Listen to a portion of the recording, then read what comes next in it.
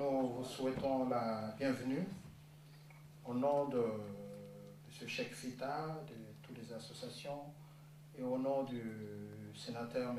Karl Van Loo, qui est l'invité spécial de l'apparition de ce livre.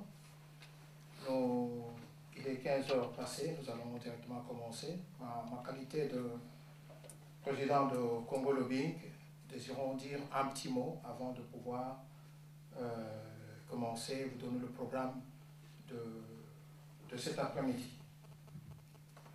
Au nom de Congo Lobbying, je vous remercie pour votre présence à la cérémonie de présentation officielle du livre « Démocratie assassinée », un ouvrage écrit par M. Cheikh Fita. Nous remercions chaleureusement Cheikh Fita pour le travail abattu. Ce livre est une illustration de la nécessité et de l'urgence de se prendre en charge. La liberté, la dignité, on ne viendra pas nous l'offrir sur un plateau d'argent. Nous avons longtemps espéré que les personnalités qui se sont imposées au cours de l'histoire, comme des experts des affaires congolaises, allaient travailler dans le sens d'améliorer le sort et le destin des Congolais. 51 ans après la décolonisation, nous constatons qu'il n'en est rien. Le résultat, les actes de ces experts occidentaux sont plus qu'éloquents. Sous leur expertise, le Congo, qui aurait pu être une démocratie à l'instar de son ancienne métropole, s'est mué à une dictature sanguinaire. Actuellement, le Congo est un État bananière que Kabila, illégitime, s'efforce de diriger par défi avec le soutien des hommes politiques en Occident qui se prétendent être ici des démocrates. Sous leur expertise, la population congolaise a perdu sa dignité. Elle est dépouillée, paupérisée. La population congolaise vit dans une misère indescriptible, privée de protection, de sécurité, de soins de santé, de soins de santé de base, d'électricité et d'eau potable. Le Congo est devenu l'un des pays les plus affamés du monde et détient le record odieux de femmes violées au cours de l'histoire. Au même moment, les experts occidentaux du Congo et les dirigeants congolais s'enrichissent inlassablement sous le dos des Congolais. Parlons de la démocratie assassinée. Si l'assassinat y a, il doit y avoir un mobile, un exécutant ou des exécutants. Probablement ou certainement un commentateur. Nous osons y croire que l'ouvrage de Cheikh y répond afin de permettre aux uns et aux autres, surtout à l'élite congolaise, de faire face à ses responsabilités. Car c'est souvent l'élite congolaise surfe sur les événements pour pérenniser le système de gouvernement, la prédation que l'on décrit depuis l'ascension du Congo à la souveraineté internationale. En effet, depuis l'indépendance, on a empêché aux hommes politiques élus par le peuple congolais de diriger le Congo. C'est le cas de Lumumba en 1960. 51 ans plus tard, on est occupé à usurper l'élection de M. Etienne Tshisekedi Ouamulumba. Ce phénomène récurrent dans l'histoire politique du Congo doit nous inciter à nous réapproprier notre destin. En démocratie, voter signifie élire. Pour conclure, nous espérons que l'ouvrage que publie aujourd'hui Cheikh Fita va susciter des engagements ou renforcer la conviction de lutter pour l'instauration immédiate d'une réelle démocratie. Cela implique actuellement de rétablir la vérité des urnes et de mettre fin à l'imposture de la honte à la tête de la nation congolaise. Je vous remercie.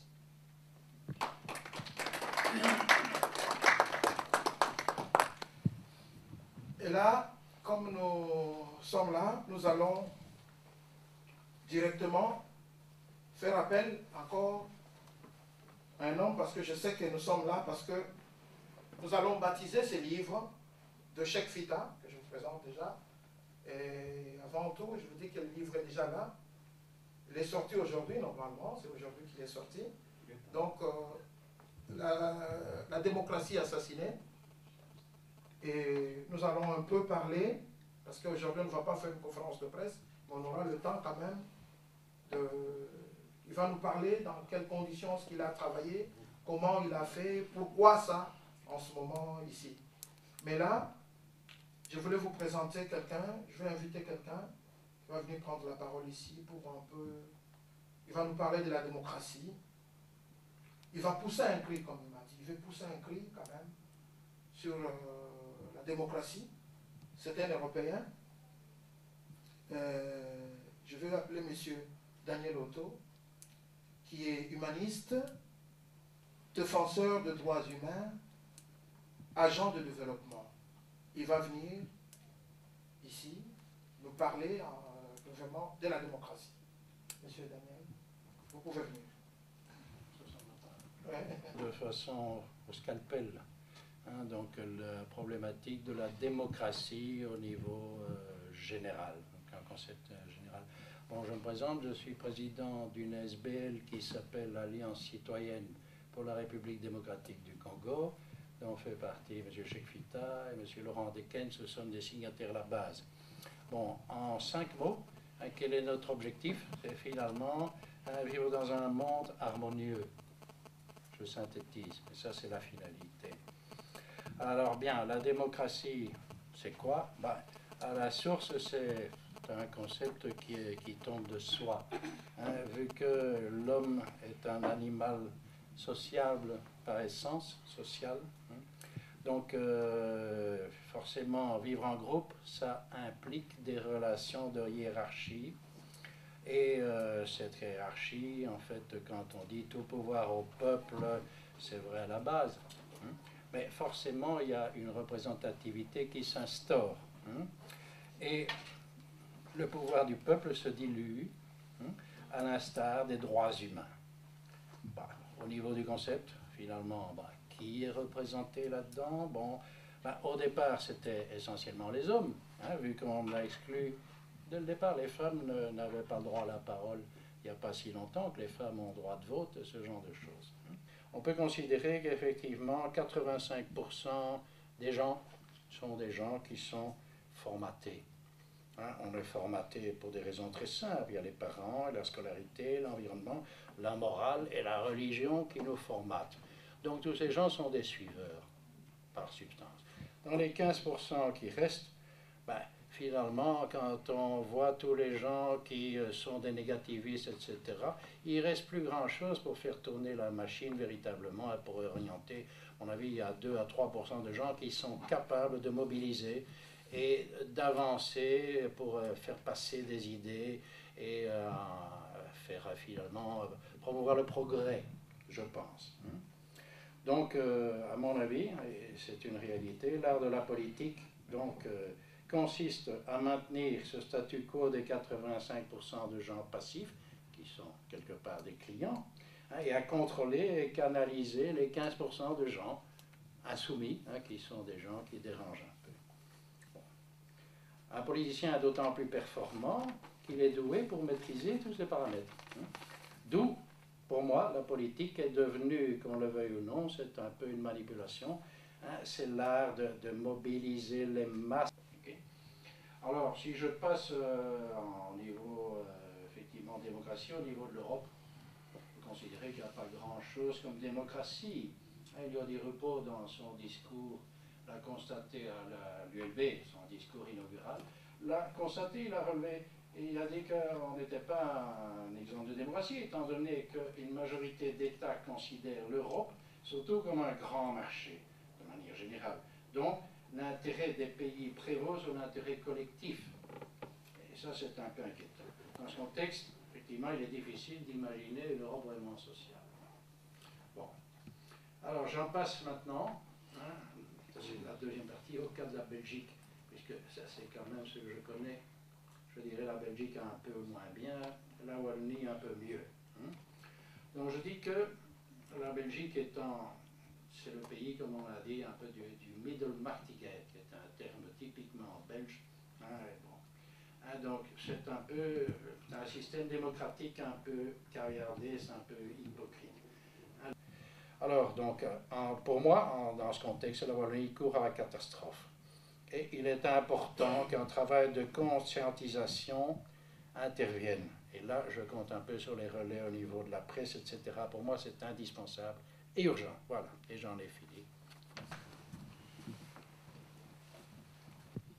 Nous allons appeler l'une de nos sœurs, Madame Kapinga Marie-Paul, qui a une association, un euro. C'est une combattante. Pourquoi nous avons voulu qu'elle puisse aussi dire un petit mot ici? Parce que ça fait un beau bout de temps que tous ces gens-là, les combattants, Congolais, on a vu au niveau de la presse ici, on a essayé de stigmatiser tous ces gens-là, croyant que c'était de voyous, de bandits et tout cela. Mais à notre grande surprise, nous voyons qu'il y a quand même de mamans qui sont tout autour, qui font tout cela, qu'elles puissent nous parler en 2 mots de leur lutte, pourquoi ils continuent toujours à lutter. En 2 mots. Bonjour tout le monde. Bonjour. Normalement, je voulais dire ceci sur la démocratie, comme on vient de l'attendre chez M. Otto. Alors, on trouve qu'en Belgique, la démocratie, elle est bafouée. Donc, nous, de la diaspora congolaise, de la diaspora, nous militons normalement pour avoir un état de droit dans notre pays. Vu que la situation qui court dans notre pays, pour l'instant, que je ne peux pas aller plus loin, vous le savez très bien, nous voulons qu'on ait un état de droit dans notre pays. Je ne vais pas aller en détail, il n'y a pas d'école, il n'y a pas d'électricité. On a tant parlé de ça, on a tant crié. Et vu que les élections, on avait accueilli la fois passée notre président Etienne Tshisekedi dans cette salle. Elle avait affirmé et confirmé qu'il va gagner dans 10 provinces. Et il y aura une province qui va partager les voix. On a vu que c'était sa parole et ça a été fait. Et le président avait gagné. Et la communauté internationale a envoyé les gens comme des observateurs qui n'ont rien fait jusqu'à présent. C'est pour ça que vous nous voyez dans la rue en train de réclamer. Malheureusement, la population belge, comme on dit que la presse est vraiment silencieuse, la presse elle est gérée par les gens du pouvoir, que la presse ne peut pas se prononcer de ce qui se passe dans notre communauté. On est en train de réclamer la vérité des urnes que le peuple congolais a voté durant le 28 novembre. Ils ont voté massivement notre président Etienne Tshisekedi wa Mulumba. Et puis on nous a traités ici comme des casseurs. On a marché, on a crié, on n'a pas eu de réponse. Nous ne sommes pas des casseurs. On veut juste qu'on nous écoute, on veut juste qu'on nous suive, que les gens viennent nous soutenir.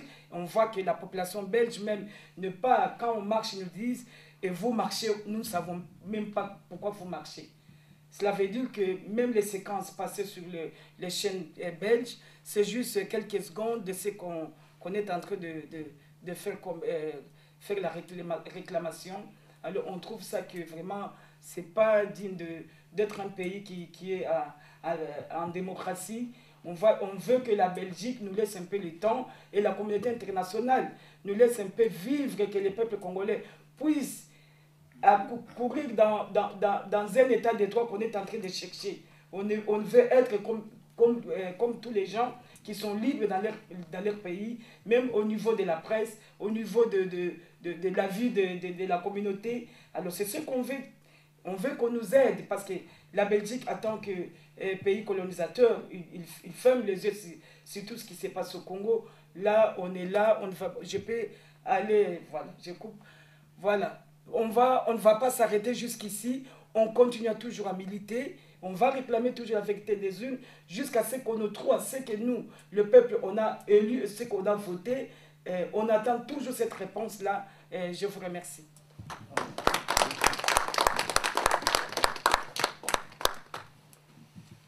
On est aussi belge, n'oubliez pas.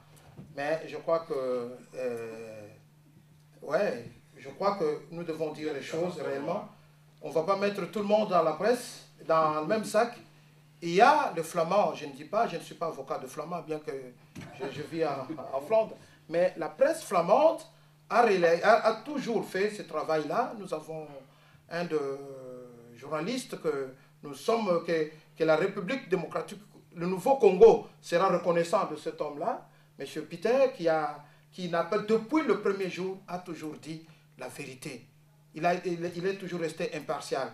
Et pour avoir connu, dommage qu'on verra que je parle que de Flandre, je sais la position, par exemple, de la NVA. Ce n'est pas parce que M. Karl est là, il sait lui-même, quelle a toujours été leur position. Il était lui-même observateur à Kinshasa pendant ces élections-là. Donc, il le sait. Et dans une de ces dernières paroles que j'ai entendu dire à la commission du Sénat dernièrement, c'est « Je veux connaître cette vérité-là ». C'était ça le dernier mot qu'il a dit. « Je veux connaître cette vérité ». Donc c'est pour rassurer Mme Kapinga qu'il y a quand même, la Belgique ne nous a pas abandonnés. Il n'y a que la Belgique pourrie, la Belgique corrompue qui abandonne. Ceux qui savent où ils s'en mettent plein de poches, comme le dit souvent le député Laurent, lui. Mais il y a d'autres Belgiques, il y a quand même des démocrates. On ne va pas dire qu'il n'y en a pas, il y a quand même des démocrates. Et nous devons marcher avec ces démocrates-là. Donc, pour encore continuer un peu, nous allons écouter, en peu de minutes encore, M. Laurent Dequins, qui est directeur du groupe PMI au Congo. Vous remarquerez que ce sont des Congolais blancs qui sont ici. Si vous ne savez pas, que ce soit M. Otto, que ce soit M. Laurent, c'est des Congolais mais blancs. Parce que l'histoire dit, parmi eux, il y a beaucoup qui sont nés au Congo, mais qui sont Congolais, mais qui sont ici. Voilà pourquoi la Belgique a non seulement le devoir, mais l'obligation d'accompagner des vrais démocrates. Bien, je vous remercie. Je vais essayer d'être aussi respectueux que possible des quelques minutes qui me sont accordées. En tant que Belge, membre de la diaspora blanche en Belgique. Bien, à mon tour de vous souhaiter la bienvenue à toutes et à tous. Woorden die ook gelden voor de Nederlandstalige aanwezigen. Madame et messieurs les Congolais, je vous connais relativement bien.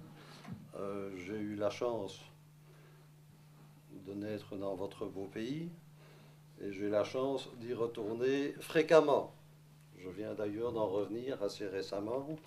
Je passe un tiers de ma vie en Belgique, un tiers de ma vie au Congo, et l'autre tiers, me direz-vous, eh bien dans l'avion.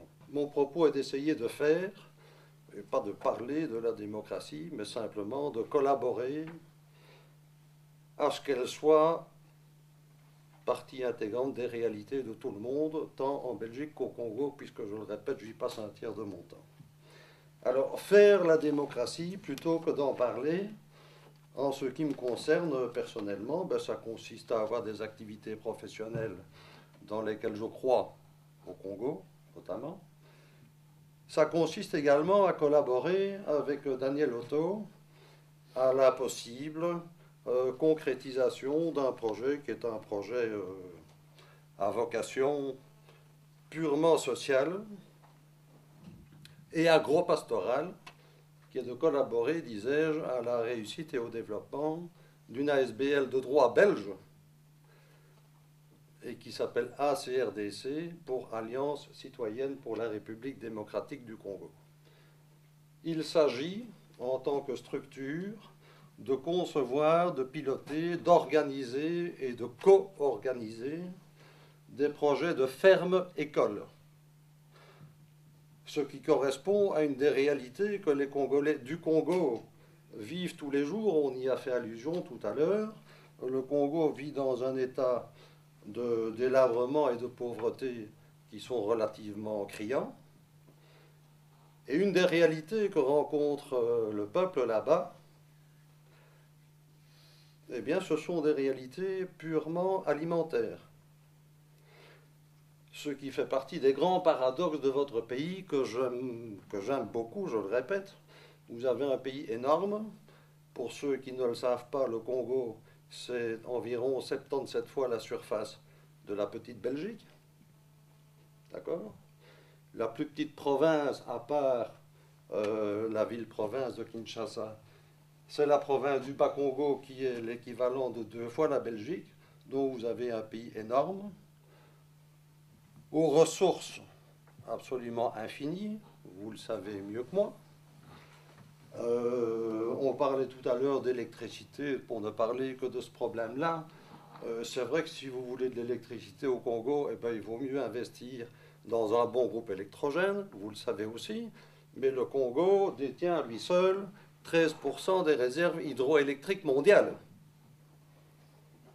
Ok? Donc vous avez tout entre les mains. Pour en revenir à notre projet agropastoral, vous êtes aussi un pays, et peut-être le seul du monde, où si vous plantez un manche de brosse en terre, le lendemain il y a des feuilles dessus. Et la population a faim. Alors expliquez-moi ce paradoxe. Le paradoxe, c'est qu'il n'y a pas de projet structuré pour nourrir les gens et les accompagner. C'est notre projet. Notre projet est un projet de création. Quoi? Le micro. Tu touches le micro, ça fait. Je touche le micro. Voilà. Vous voulez avaler le micro. Quand on prend la parole, on avale le micro. Voilà. Donc, notre projet est un projet qui consiste à répondre à un besoin qui est celui des préoccupations alimentaires, oui, et de créer des ressources alimentaires en suffisance, mais aussi c'est une préoccupation alimentaire qui consiste à créer des biens consommables, des biens alimentaires consommables en suffisance, qui soient sains et qui soient diversifiés. Ce sont les trois piliers, selon nous, de la préoccupation alimentaire. Ce n'est pas à vous que je dois expliquer que le manioc nourrit. Quand vous avez dû manger du manioc, vous avez l'estomac rempli. D'accord? Tout le monde sait ça. Mais c'est un produit qui est pas sain du point de vue de la richesse et de la diversification alimentaire. Et ça pousse. Tout pousse au Congo, je le répète. Je le répète. Moi, j'ai eu la chance d'avoir encore ma mère, et encore maintenant, elle me parle des fraises qu'elle mangeait dans les années 50 à Likassi. Si vous retournez à Likassi maintenant, et que vous trouvez des fraises, je vous donne mon portefeuille, les dollars qui sont dedans, et mes cartes de crédit. C'est un projet de ferme-école, qui est destiné à créer des biens alimentaires pour nourrir la population, mais également pour nourrir l'esprit, puisque ce sont des fermes-écoles. Donc on apprend à cultiver, on apprend à élever, on apprend les techniques de conservation, on apprend les techniques de distribution. Oui. Si c'est possible, on fait de la pisciculture. On mange pas seulement de la chèvre, mais et on intègre les gens sur le plan social. On peut prendre en charge des personnes âgées, handicapées ou pas, qui n'ont plus de famille ou dont la famille est éloignée. On peut prendre en charge des enfants, orphelins par exemple. C'est un projet social où on apprend ensemble et pas seulement des métiers qui sont des métiers uniquement alimentaires. On peut apprendre aussi un peu d'électricité, un peu de mécanique. Voilà notre projet. Voilà ce que nous avons envie de faire. Voilà pourquoi nous avons créé une ASBL. Et voilà pourquoi nous avons besoin de moyens. Et les moyens, c'est parfois simplement des bonnes volontés.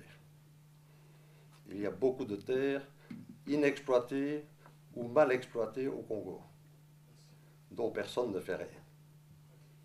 Nous avons l'intention d'en faire quelque chose. Merci. Nous croyons qu'un bon climat politique, un pays stable, un état de droit est la réponse de tout cela. On peut bien faire des projets, mais quand on est dans un pays sûr, qui est bien. Mais aujourd'hui, le Congo n'est pas sûr. qu'on ne se le trompe pas. Tous les livres, l'objet même de ces livres, les livres est là pour montrer toutes ces choses-là. J'espère que les lecteurs qui auront le temps de lire et ils s'en rendront eux-mêmes compte. Donc nous allons quand même maintenant... Je me propose d'écrire le tome 2 et on se revoit dans un an. Voilà. Je voulais quand même, parce que moi, il m'a dit il ne va pas beaucoup traîner, on a fait venir M. Karl Van Loo comme il est sénateur d'NVA et président de la commission des affaires étrangères au Sénat. Il a été comme, il est comme parrain de ce livre parce que c'est un homme qui se bat beaucoup depuis longtemps pour le Congo. C'est vrai que le côté de Wallon, on n'a pas beaucoup vu son travail, mais ceux qui ont toujours été de côté, chez les Flamands là-bas, on sait réellement qu'est-ce qu'il a fait et dans des salons politiques belges, on sait quel est son travail. Tout ça, c'est pour recadrer un peu dans la tête des combattants qui sont là et de tous les autres, les amis de la presse et tous les autres, qui sachent au moins qu'il est là. Maintenant, je veux vous parler, nous entrons vraiment dans le vif du sujet. Nous sommes là parce que un de frères, un de fils du pays, qui s'appelle Cheikh Fita, a écrit un livre. Qui est ce Cheikh Fita? Cheikh Fita, de son vrai nom, Fita Diboué, c'est un philosophe, un dramaturge et metteur en scène congolais. Il est né en 1954 à Chikolobwe, donc c'est dans le Katanga. Il a, tout au long de sa carrière, il a obtenu le Grand Prix national du théâtre au Congo en 1987. Il fut conseiller au ministère de la Culture en 1991, comme disent les Belges, et 92. Il a été même parlementaire de 1992 à 1994-97. De décembre 2006, après tout ce qu'il y a eu comme événement, il est venu ici. Il est maintenant ici, en Belgique. Mais depuis ici, il n'a pas arrêté, il a continué à travailler. C'est vraiment un auteur, moi, qui vous parle. J'ai eu l'occasion d'assister à l'une de ses pièces théâtre, parce que tout ce qu'il écrit, il les met aussi en scène, souvent comme cela. Et aujourd'hui, il a un journal en ligne qui a fait plus de 3000 articles. Et nous savons bien que même la presse belge tire aussi beaucoup de choses sur lui. Donc, ils font beaucoup de papiers, que ce soit le soir, et tant d'autres font beaucoup de papiers sur lui. Mais aujourd'hui, en écrivant ce livre, j'aurais voulu qu'il vienne ici en peu de mots, qu'il puisse nous dire pourquoi il a écrit ce livre. Et c'est quoi d'abord ce livre? Lui que tout le monde l'a vu. Vous savez qu'il a toujours été avec nous dans le combat. Il a milité, il a fait. Mais pourquoi subitement il s'est remarqué? Parce que il y a aussi quelque chose que j'aimerais dire. Le Congo d'aujourd'hui, les Congolais d'aujourd'hui ne veulent pas, comme je l'ai dit dans le mot d'introduction, nous ne voulons plus encore des experts qui ne connaissent pas le Congo. Nous-mêmes, nous sommes des experts du Congo. Qui peut parler de son pays si ce n'est que nous-mêmes qui savons la souffrance de ce peuple-là? Nous ne voulons plus. Nous avons vu tant des experts qui ont fait des expertises sur le Congo. Regardez les résultats. Plus de 51 ans. C'est pourquoi quand un fils du pays se met lui-même à parler, à écrire sur nous, nous avons le devoir. Voilà pourquoi vous voyez tout un tas des associations qui sont là. Nous avons ce devoir-là d'être là et de l'accompagner. Cheikh Fita, tu peux venir nous parler un peu? Okay. Ouais. Et je vous dis directement que le livre est déjà là. Donc, je vous communiquerai tout après. Bien. D'abord, je dois remercier chacun de vous de s'être déplacé dans une ville comme Bruxelles, dans un pays comme la Belgique, où le temps c'est de l'argent, où tout est programmé à l'avance.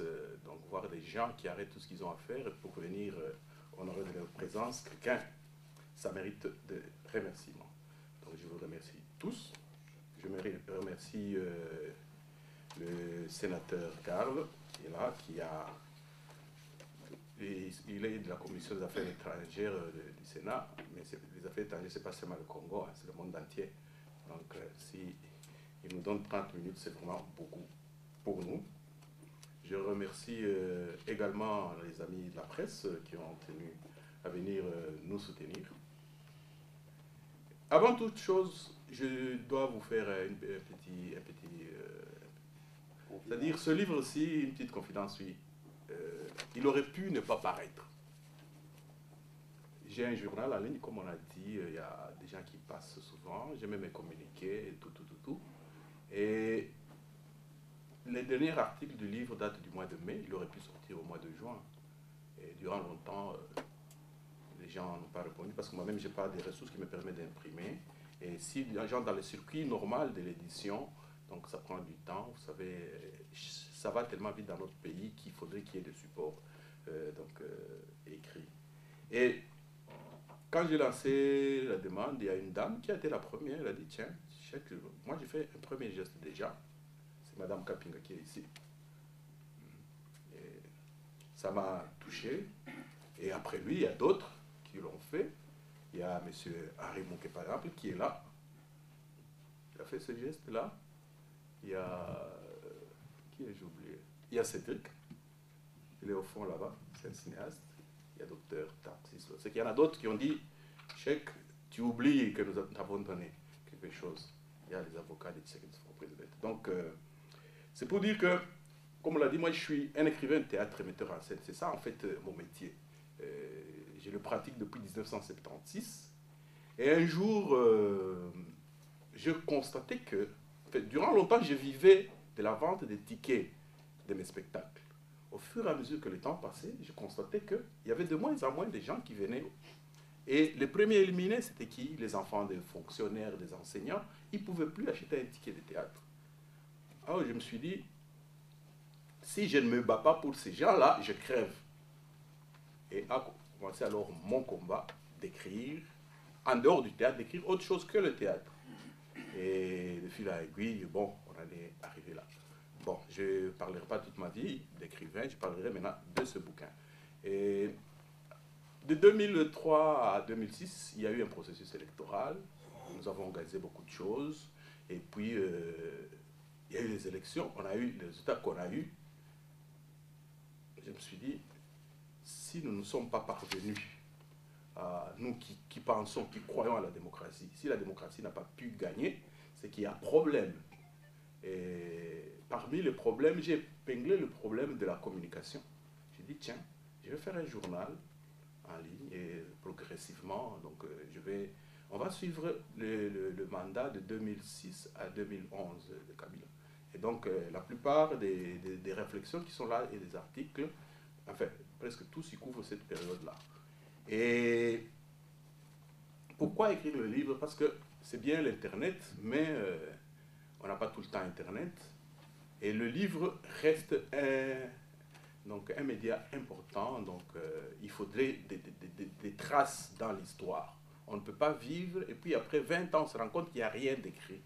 Et c'est pour ça que j'ai pris la peine d'écrire ce livre, La démocratie assassinée, point d'interrogation.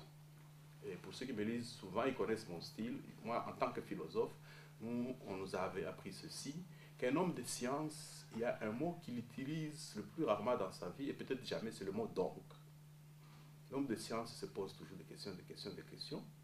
Et en se posant des questions, on permet à ceux qui nous lisent de se poser aussi des questions, de quitter le lot de 85% dont a parlé Otto, de se déformater, et alors seulement pouvoir avoir le pouvoir.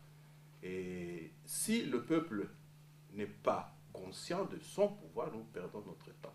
Et pour qu'il soit conscient de son pouvoir, nous sommes dans l'obligation, nous les philosophes, de le titiller, de le réveiller régulièrement, et de maintenir cette flamme-là qui fait la différence entre un homme et un animal.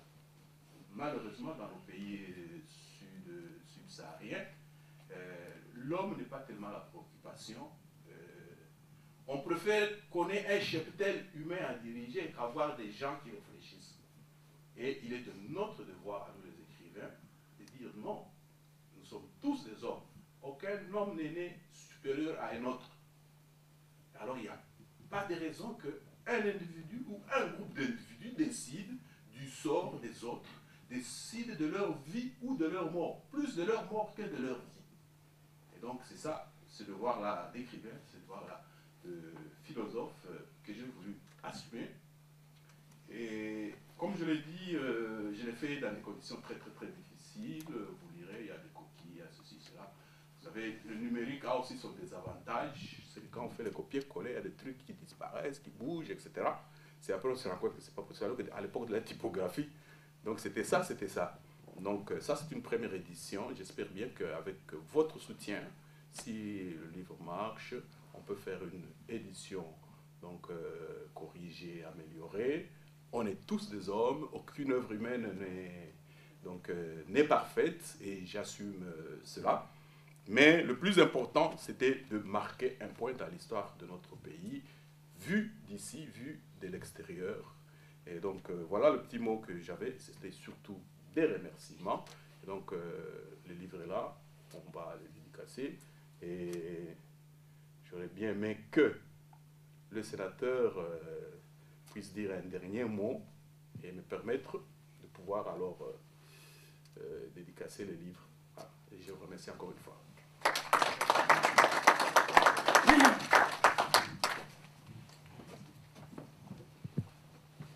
Si le sénateur peut venir conclure, venez dire un mot quand même. Ouais. Messieurs, mes chers amis congolais, tout d'abord, je voudrais exprimer mes compliments à l'auteur, M. Cheikh Fita, qui a investi beaucoup de temps et effectue beaucoup de recherches pour écrire ce livre. Je voudrais également remercier les organisateurs, M. Ngoy, M. Otto et Mme Kapinga, d'avoir rassemblé les personnes qui sont véritablement concernées par la cause congolaise. Par ailleurs, maintenant, on voit que la Belgique, la France et beaucoup d'autres pays démocratiques envoient leurs représentants au sommet la semaine prochaine, qui se déroule en ce même moment à Kinshasa. Le ministre des Affaires étrangères Didier Reynders sera accompagné par le ministre-président de la communauté française, M. De Motte. Pour nous, c'est un vrai problème. Il n'y a pas de démocratie au Congo. De nouveau, la Belgique a manqué une opportunité de faire une déclaration contre le régime. De nouveau, Kabila pourra monter un show en cachant la misère dans laquelle le peuple congolais vit maintenant.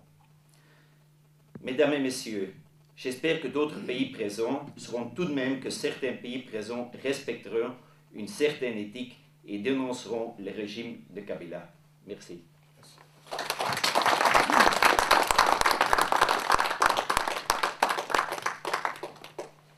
Alors, nous avons fini, mais comme chez nous, le jour où il y a baptême, nous ne savons pas comment on fait. En tant qu'Africains, les Congolais par-dessus le marcheteau, nous allons prendre ces livres-là. Hein. Si on avait la boisson de chez nous, traditionnelle, on aurait pu mettre ça pour que nos ancêtres, tous ceux qui ont payé de leur vue, pour que le Congo puisse vivre, pour que le Congo puisse régner, puisse le faire. Mais là, je demanderais seulement qu'on puisse se mettre tous debout. Tous debout. Oui, c'est parce qu'eux ont payé de leur vie pour que le Congo soit là. Et plus jamais, ils nous ont laissé ça comme hymne national, dit debout, Congolais. On n'aura jamais le front courbé. Nous serons toujours, cette fois-ci, jamais courbés, toujours debout.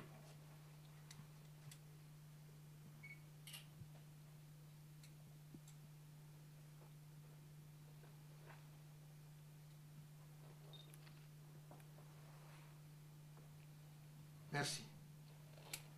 Vive le Congo, vive un état de droit et vive la Belgique aussi.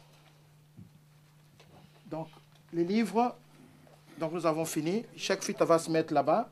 Les livres coûtent 15 €. Celui qui peut se le procurer, chaque fita peut dédicacer directement le livre. Voilà, nous avons fini. Je vous remercie tous. Ouais, donc, il y a un petit verre de rafraîchissement pour chacun de nous.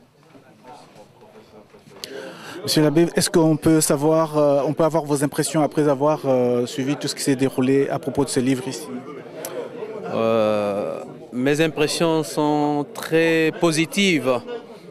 Notre histoire, ce n'est pas toujours les autres qui doivent l'écrire à notre place, mais nous-mêmes, nous devons écrire notre histoire. Nous connaissons notre histoire et nous sommes le mieux placés pour que nous arrivions à la mettre par écrit. C'est pourquoi j'en profite pour présenter toutes mes félicitations à notre frère Cheikh Fita d'avoir pris au moins cette belle initiative de pouvoir immortaliser certaines idées qui risquent d'être oubliées par les générations futures. Mais le fait d'avoir mis ça par écrit, je suis sûr et certain que les générations futures sauront au moins qu'il y a eu des adultes qui ont lutté et il y a eu des aînés qui ont lutté. Et s'ils arrivent à vivre quelque chose, c'est par rapport à la lutte qui a été menée par les anciens. Merci beaucoup. De rien. Bonjour, monsieur. Nous voudrions avoir vos impressions après avoir assisté à cet événement.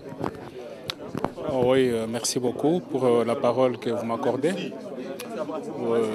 Ce que je peux dire est que notre frère et ami Cheikh Fita vient encore une fois de plus prouver que c'est un vrai combattant donc, pour la démocratie au Congo. Son engagement ne date pas d'aujourd'hui. Donc, la publication ou l'édition de ce livre prouve à suffisance l'amour qu'il porte pour le pays.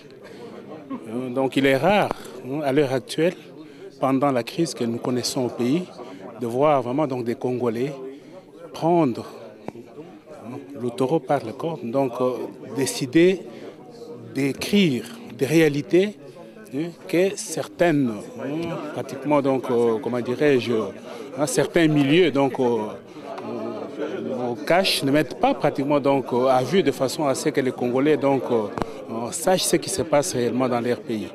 Donc au fait, donc, il n'y a pas un état de droit au Congo. Donc tout ce qu'il a retracé donc, dans son livre donc, démontre pratiquement ce que les Congolais, donc, à l'heure actuelle, donc, ceux qui combattent surtout à l'étranger, donc, ne cessent de dénoncer. Et pour cela, donc, moi, je dis vraiment donc, bravo donc, à l'auteur pour le courage qu'il a pris. Et je demande pratiquement donc, à ceux qui ont le moyen, à ceux qui ont les moyens aussi, donc, les possibilités de pouvoir pratiquement donc, les soutenir, de ne pas hésiter. Donc, c'est tout ce que je peux dire. Merci beaucoup. Je vous en prie.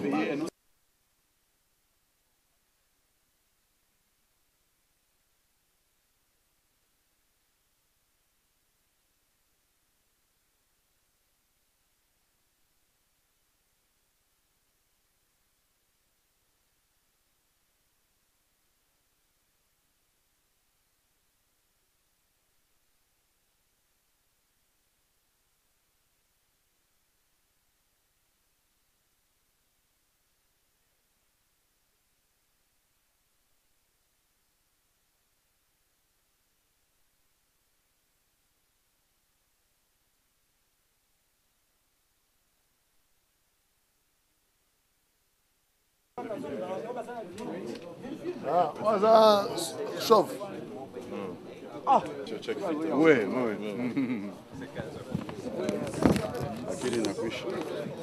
Akili naishi ni 3600 km. Ah, cha kusema wewe makelele.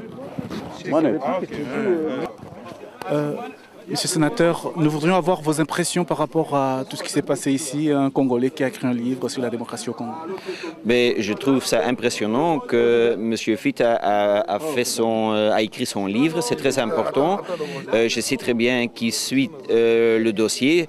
Je suis aussi beaucoup intéressé dans le dossier du Congo. J'étais observateur au Congo et je sais bien que M. Fita connaît très très bien la situation au Congo. Et donc, je n'ai pas encore lu son livre, mais je vais le faire parce que je veux être tenu au courant et je veux connaître ce qui vit au Congo, ce qui vit dans la diaspora congolaise ici dans notre pays. Et donc, ce que je dis toujours, on ne connaît pas encore la vérité des urnes. Et donc, c'est vraiment très important pour les Congolais aussi qu'il y a une fin à la guerre dans les Kivu. Ce sont les points qui sont très très importants. Le respect pour la démocratie, le respect pour les droits de l'homme, le respect pour le droit d'État, le respect pour les Congolais. Et je trouve ça très très important et j'espère que le diaspora congolais fait son mieux pour qu'on peut arriver à un pays démocratique. Et j'espère aussi qu'on aura fin à la guerre qui se prend place maintenant dans les Kivu. Merci beaucoup, monsieur le sénateur. Avec plaisir. Voilà. Bonsoir. Bonsoir, monsieur. Nous vous avons vu à cette rencontre de dédicace de l'ouvrage de Cheikh Fita. Est-ce que vous avez des impressions à donner aux Congolais par rapport à ça? Non, d'abord, je suis fier de Cheikh Fita. Ça montre que le Congolais, nous avons des têtes. C'est un monsieur que j'aime bien, que je félicite. C'est un résistant, c'est un intellectuel, un philosophe, un combattant parce qu'il nous a accompagnés partout dans nos marches, nos manifestations. Même quand le président Tshisekedi était venu ici, en Europe, il était là, il a accompagné le président partout. Vraiment, c'est un livre intéressant. Je demande aux gens d'acheter pour comprendre la démocratie assassinée. Parce que, comme vous savez, le concept de démocratie, moi je pense que parfois c'est un terme, un concept polysémique. D'autant plus que Placide Templeton a dit passer Bantou, faire Bantou. Je ne sais pas de quelle démocratie. La démocratie change la connexion selon le lieu, tout ça. Donc chez nous, effectivement, la démocratie est assassinée parce que nous vivons à une époque de l'exploitation de l'homme par l'homme. C'est-à-dire l'homme exploite l'homme. Quand on parle de l'occupation, il y a des hommes qui se prennent pour des super hommes qui exploitent d'autres hommes. Et moi, je demandais si il y a la démocratie, étant donné que la démocratie, c'est le pouvoir du peuple, est-ce que lui-même s'est posé la question, étant philosophe, il pose des questions de donc. Et j'ai aimé son observation. Est-ce que le peuple congolais, il est conscient de son pouvoir? Si oui, mais pourquoi ne l'exerce-t-il pas? Sinon, quoi faire pour que le peuple prenne conscience de son pouvoir? Sinon, Cheikh Fita aura raison. Quand la démocratie est assassinée, le peuple devient ignorant de son pouvoir. Mais moi aussi, je rentre avec beaucoup de points d'interrogation. Démocratie assassinée. Pourquoi c'est assassiné? On a assassiné le pouvoir du peuple, on a assassiné la conscience collective du peuple congolais. Toi et moi, on se pose beaucoup de questions. Mais c'est un bon livre que je demande aux gens d'acheter pour comprendre la quintessence de ce livre. C'est vraiment intéressant. Mais je pense que c'est parmi mes dernières interviews de parler en français parce que je suis lingalophone. Bientôt là, c'est la lingalophonie en marche. Donc là, j'invite les gens à venir nombreux le 12. Je vais tout parler de lingalophonie parce que ici, c'est la fête du livre. Mais n'empêche que je parle de... Vous pouvez prendre le livre de notre sommet. Quand on va ouvrir le sommet au Congo, en francophonie, nous allons ouvrir aussi un sommet ici de lingalophonie.